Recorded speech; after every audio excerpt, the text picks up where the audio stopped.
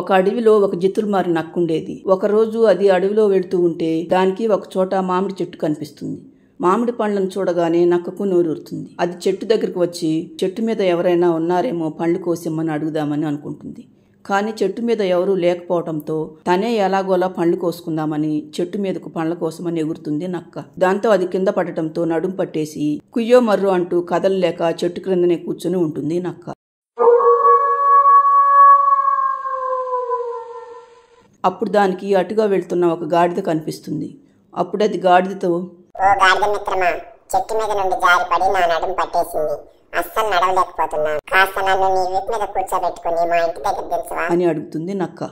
దాంతో గాడిదకు చిర్రెత్తుకొస్తుంది.